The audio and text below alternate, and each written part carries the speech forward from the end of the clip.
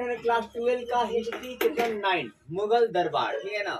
और ये मुगल दरबार से बहुत सारे एग्जामों में क्वेश्चन जो है पूछे जाते हैं। सबसे बड़ी बात कि मुगल दरबार क्या, मुगल साम्राज्य के फाउंडर कौन थे? फाउंडर मतलब संस्थापक कौन थे?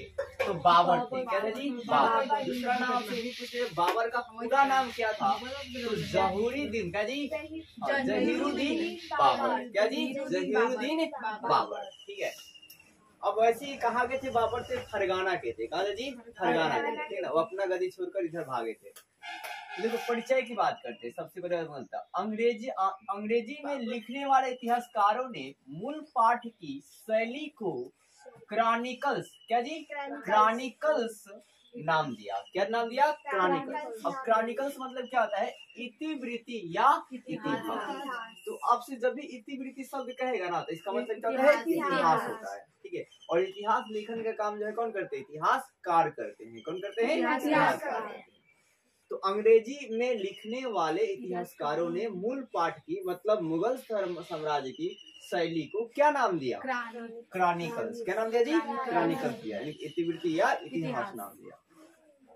फिर दरबारी इतिहासकारों ने लेखन कार्य सौंपा गया। जो मुगल साम्राज्य के दरबारी इतिहासकार थे उन्हें क्या काम सौंपा गया था? लेखन कार्य।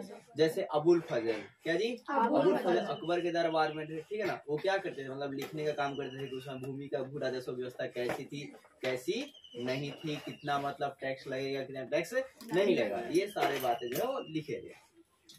फिर ये देखो मुगल शासक और उनका साम्राज्य। मुगल शासक क्या जी? उनका साम्राज्य। तो सबसे पहला वर्ड है कि मुगल जो नाम है ये मंगोल से भी उत्पन्न हुआ है। किससे उत्पन्न है जी? मंगोल से। तो मुगल नाम किससे बना है बताइए? मंगोल से। किससे बना जी? मंगोल से बना हुआ है। मुगल नाम किससे बना जी? मंगोल से बना है।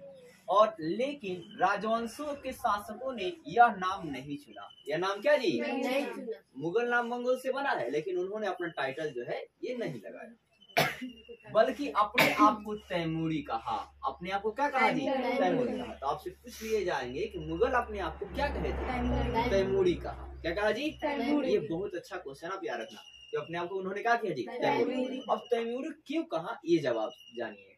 क्योंकि तैमूरी जो है, तैमूरी की 5वीं पीढ़ी से, क्या है? 5वीं पीढ़ी से। देखो F1 लिखूंगा प्रथम पीढ़ी, F2 लिखूंगा तो द्वितीय पीढ़ी, F4 लिखूंगा तो चौथी पीढ़ी और F5 लिखा तो पांचवी पीढ़ी। तो क्योंकि तैमूरी एक जाति, तैमूरी की 5वीं पीढ़ी से बाबर के पिता थे। बाबर के क्या थे जी? पिता थे। कौन थे? बाबर के पिता थे, ठीक है। और इन्हें मंगोल भी कहा जाता था। इन्हें क्या कहता जी? इन्हें मंगोल भी कहते थे भाई। क्यों कहते थे?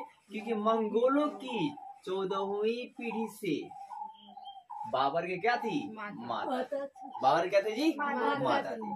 तो समझ गए कि इन्हों मतलब तैमूर भी कहा गया, मंगोल भी कहा गया। मंगोल इसलिए कहा गया पिताजी थे 5वीं पीढ़ी से, और मंगोल क्यों कहा गया भाई साहब? क्योंकि 14वीं पीढ़ी से माता थी। ये कंसिडर करना। इन्हें उज्बेक भी कहा गया। क्या कहा गया? उज्बेक। क्यों कहा गया भाई? क्योंकि इनके पूर्वज उज्बेकिस्तान के थे। कहाँ के थे? उज्बेकिस्तान के थे। इसलिए इससे उज्बेक कहा गया। फिर इन्हें मिर्जा भी कहा गया। क्या कहा गया? मिर्जा। और मिर्जा क्यों गए? क्योंकि इनके पिता जो थे बाबर के, वो कौन थे? उमर शेख मिर्जा थे। क्या थे? उमर शेख मिर्जा। अब इन्हें बरलाज तुर्क भी कहा गया। इन्हें बरलाज तुर्क भी कहा गया। क्यों? क्योंकि भाई साहब इनके पास अच्छे सैनिक थे, इसलिए इन्हें बरलाज तुर्क भी कहा गया। अब मुगल शब्द का प्रयोग जो है 16वीं शताब्दी में हुआ। किस शताब्दी हुआ जी? मुगल शब्द का जो प्रयोग है वो कब हुआ? 16वीं शताब्दी में। और रडयार्ड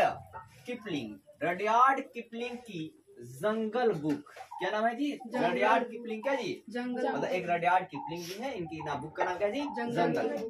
इसमें आएगा युवा नायक। क्या जी? युवा नायक क्या है? मंगोली का नाम भी मंगोल से व्युत्पन्न हुआ। तो एक आपका रडयार्ड किपलिंग की जंगल बुक के युवा नायक है। क्या जी? युवा नायक। वो क्या है? मंगोली। क्या जी? मंगोली। और मंगोली जो है नाम है वो किससे व्युत्पन्न हुआ है? मंगोल से।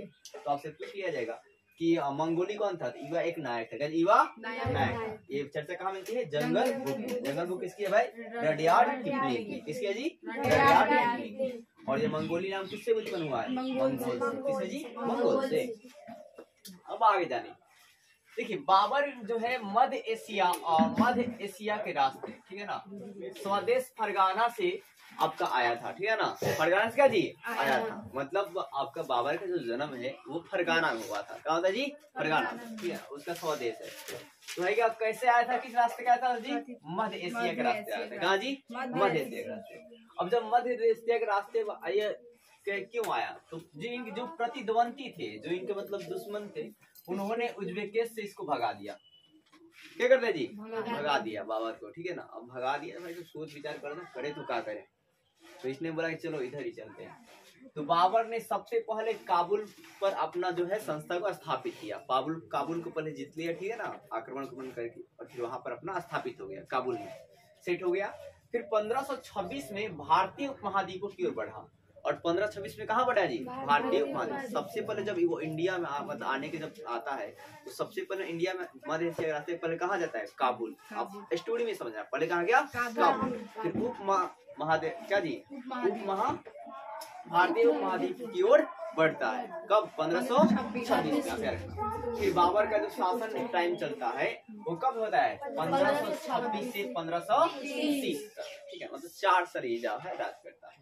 इसके बाद कौन आते हैं, नसरुद्दीन हुमायूं। कौन आते हैं जी कौन आते हैं नसरुद्दीन हुमायूं। ये शासन कब चलते हैं 1520 से 1540। फिर बीच में क्या होता है कि इनको हुमायूं को हरा देता है शेरशाह, क्या जी शेर खान, क्या जी शेर खान। और हराने के बाद वो अपना टाइटल लेता है शेरशाह सूरी, क्या जी शेरशाह सूरी। शेरशाह का मकबरा का नाम सुने हैं, उन्होंने एक रोड भी बनाया था, grand trunk road, GT road.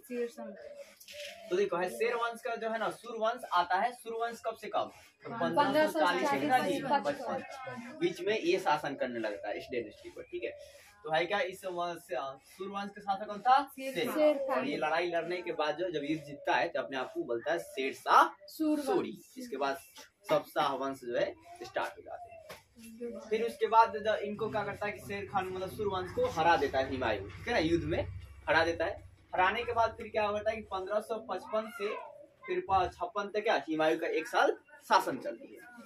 फिर आगे आता है जलालुद्दीन अकबर। कौन आता है जी जलालुद्दीन अकबर। ये शासन काल इनका कितना चलता है तो 1556 से 1605, बहुत ज्यादा।